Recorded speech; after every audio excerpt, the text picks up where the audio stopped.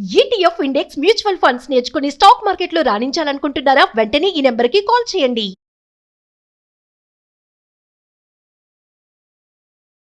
నమస్తే రమగారు. నమస్తే జయ.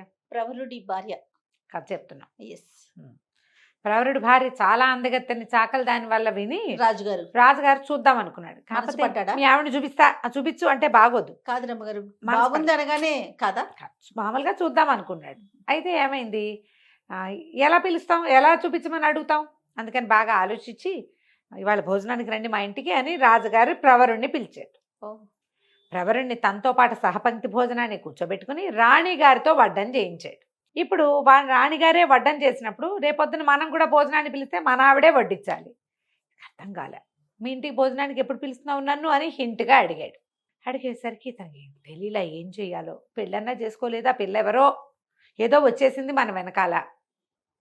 ఇది అవివాహిత అమ్మాయిని, పరస్త్రీని ఎట్లా భోజనం వంట చెయ్యని ఎట్లా చెప్తాము అని ఈయన ఆలోచించుకుంటూ కూర్చున్నాడు. ఇంటికి వెళ్ళాక ఇక్కడికి రాజుగారింటికి తీసుకొచ్చాడు. మరి లేదు, తను ఒక్కడే వచ్చాడు భోజనానికి. ఇప్పుడు రాజేమో రాణితో వడ్డింపించాడు. అక్కడ మరి ఇప్పుడు మన ఇంట్లో మన భార్యతో వడ్డించాలి. పని వాళ్ళు వడ్డిస్తే బాగోదు. అందరు బోళ్ళంతా పరిచారికా జనం ఉండి రాణిగారి స్వయంగా వడ్డించినప్పుడు ఇంటికైనా ఇల్లాలు వడ్డించొద్దు ఆలోచిస్తున్నాడు. సరే ఆ పూట భోజనానికి రాత్రి ఏమిటి ఇతనికి, ఆ అమ్మాయికి ఏమనిపించింది, ఇతను ఏదో నా విషయమే మొహమాట పడుతున్నాడు ఏదో అడగడానికి అనుకుని ముసలమ్మతో ఏం చెప్పిందంటే, ఏం కావాలంటే అది చెప్పమనవ్వా, తను అడిగితే చెయ్యని వాళ్ళు ఎవరిక్కడ, విషయం చెప్పమను, భోజనానికి రమ్మను అని పిలిచింది. ఓ గదిలోనే ఆయన అటు ఈవిడిటు కూర్చుని తినేవాళ్ళు. అప్పుడు ఈయన ఏం చెప్పాడు, సరే అవ్వ రమ్మందిగా భోజనానికి రమ్మంది, అమ్మాయి నువ్వు చెప్తే కాదని వాళ్ళు ఎవరిక్కడ అంటోంది, ఏమిటో నీ మనసులో ఉన్నమాట చెప్పినాయినా అంటే, రాజుగారి ఇంట్లో భోజనానికి వెళ్ళాను, వాళ్ళ ఇంట్లో ఏమో రాణిగారితో వడ్డించారు, నీ ఇంటికి భోజనానికి ఎప్పుడు పిలుస్తావో, నువ్వు మంత్రి అయ్యావు అని అడిగాడు.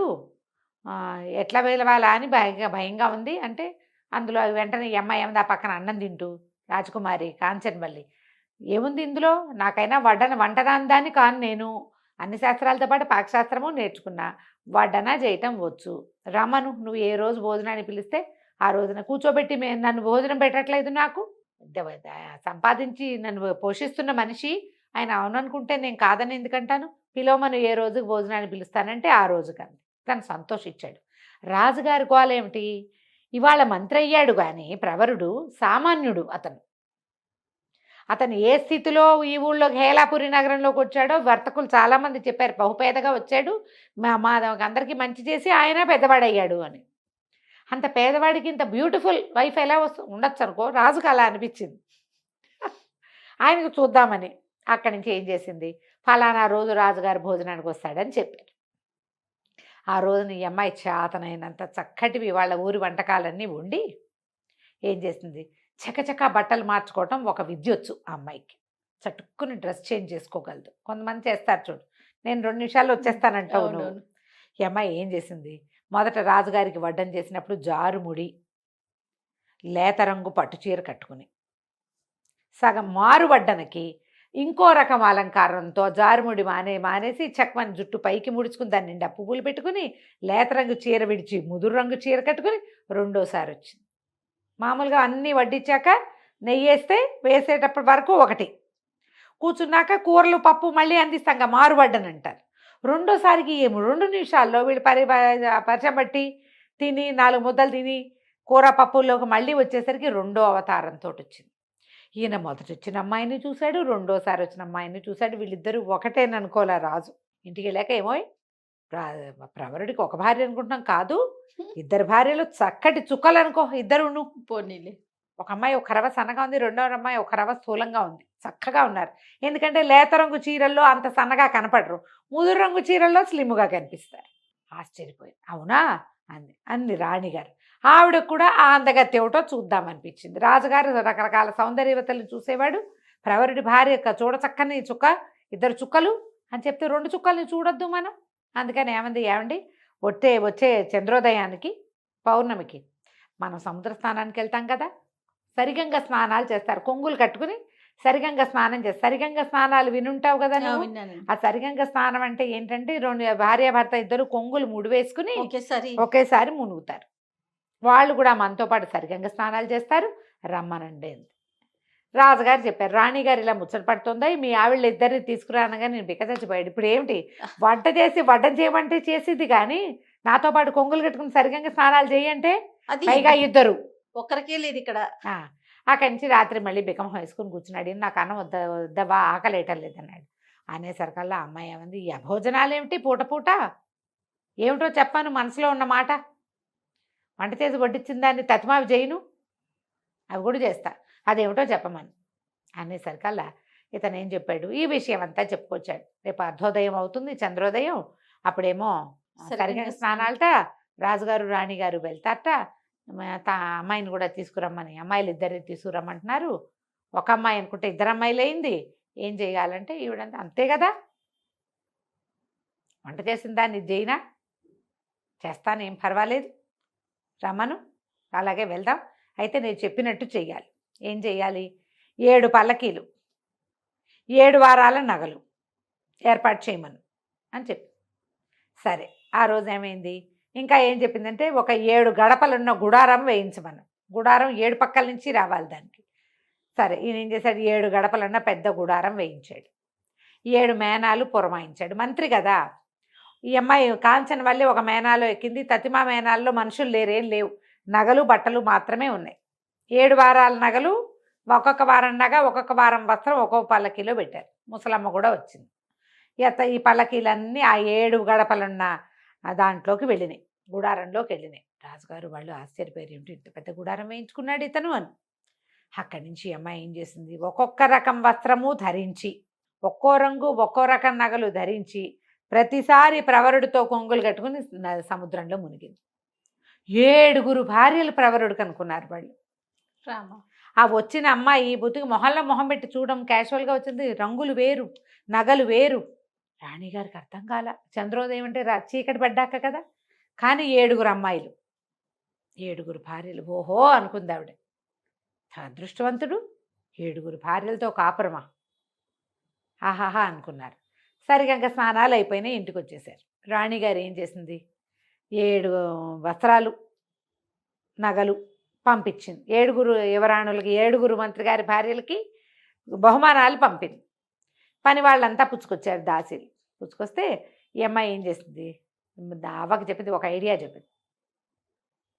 అవ్వ వచ్చి వీళ్ళకి చెప్పింది, అమ్మ వాళ్ళు 7 కాదు 8 మంది, శ్రీకృష్ణుడు అష్టభార్యలాగా ఒకళ్ళ చోట ఒకళ్ళు ఉన్న చోటకి ఒకళ్ళు రారు, ఒకళ్ళతో ఒకళ్ళు మాట్లాడుకోరు.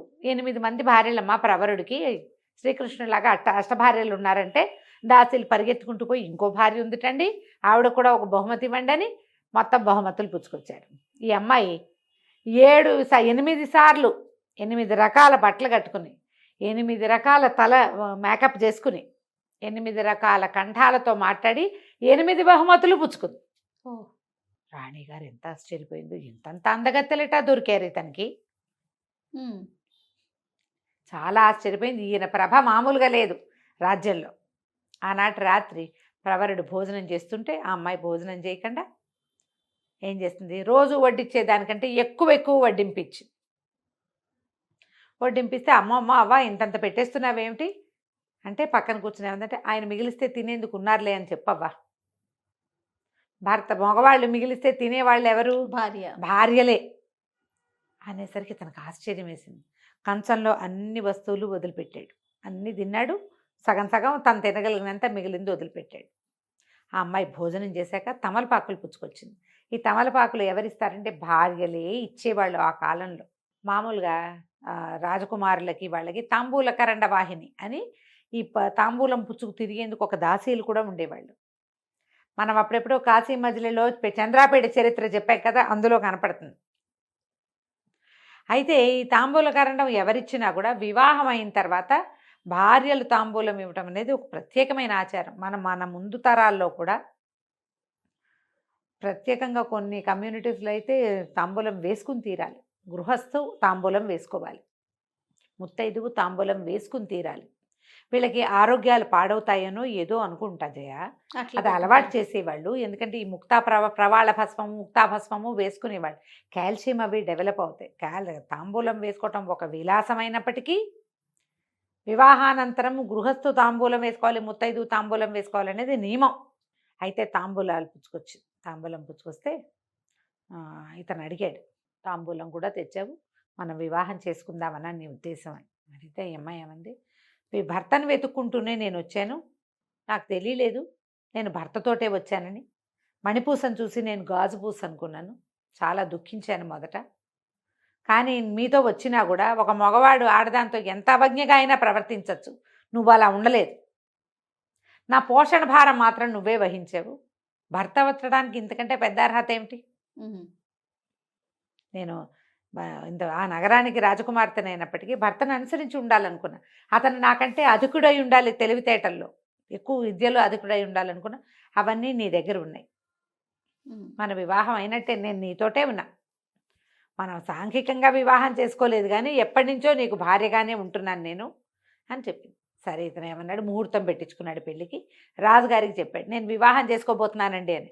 రాజు తెల్లబోయాడు, అదేమిటోయ్ 8 మంది భార్యలు ఉంటే ఇంకా వివాహం ఏమిటి నీకు అన్నాడు. కాదండి, ఆ 8 భార్యల వేషాలు వేసిన అమ్మాయితోటే పెళ్లి చేసుకోబోతున్నాను, ఈవిడ ఫలానా నగరపు జయంత నగరపు రాజకుమారి, ఇలా జరిగిందని మొత్తం చెప్తే రాజు ఆశ్చర్యపోయాడు. ఎంత చతురత ఉంది నీకు, మంత్రిత్వంలో చతురత ఉంటే అమ్మాయికి భార్యాత్వంలో చతురత ఉందోయ్, చాలా అదృష్టవంతుడివి అని ఈ కథ అంతా రాణిగారికి కూడా చెప్పాడు. వాళ్ళంతా చాలా ఆశ్చర్యపోయారు.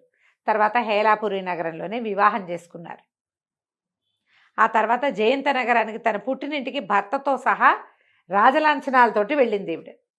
తండ్రి వెతికాడు బోళ్ళు సంబంధాలు, ఎక్కడా కుదరలేదు. అదే మరి ఇక్కడికి మంత్రిత్వంగా చేసినటువంటి యువకుడిని వాళ్ళు రాజుని చేసుకున్నారు. రాజకుమార్తె భర్తే రాజు, నాతో సరితూగేవాడినే పెళ్లి చేసుకుంటానని ఆవిడ అనుకున్న మాటకి జరిగిన అలాగే న్యాయం చేసుకుంది. కథ కంచికి మనం ఇంటికి. నమస్తే. నమస్తే.